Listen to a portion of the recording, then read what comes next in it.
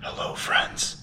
It is 3 in the morning, so everybody is asleep, but I was up, like I'm always up, so I figured I may as well do something productive and start eating my first meal. Maybe go back to bed, and that way when I wake up, I can eat again and start getting after it because I got a heavy day of training. Maybe there's a little bit of nerves, and that's why I'm up. I have a heavy-ish high bar squat. Just getting back into the straight bar, still learning, making a lot of mistakes, but fixing them. And then a heavy-ish pull from the floor. I hope you guys will be able to hear me here, but I don't want to wake anybody up. Meal one, which I would normally eat a little later in the morning. 100 grams of rice, uncooked weight.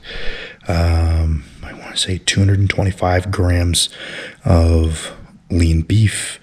Under there, somewhere in there, there is some broccoli slaw and the standard chicken bone broth from Costco, as well as 1 cup of that green Odwalla drink, which is really expensive, but I really like how they taste. Also, just a unrelated tangent that I was thinking about while I was failing to sleep. If you are someone who's really struggling to develop their quads and you are actually trying and you're not just half-assing your quad training and you're not skipping your quad training and you're allocating a reasonable amount of volume, a lot of the time it's just because your ankle mobility is really poor. You can't push your knee out over your toe, so you can't even load that position. So if you're someone who's really struggling to develop what we'll call powerful quads, I would highly recommend first getting that ankle mobility at least somewhat in spec. That way we can, under a solid amount of load, push that knee forward and load a more stimulative position for the quads. And then it's just a matter of making sure that when you do your squat pattern volume, we are pushing the knee forward and the knee stays forward as late in the squat pattern as we can. We leave that knee out forward so we stay in the quads until as late in the squat as possible. We put in a bunch of volume that way.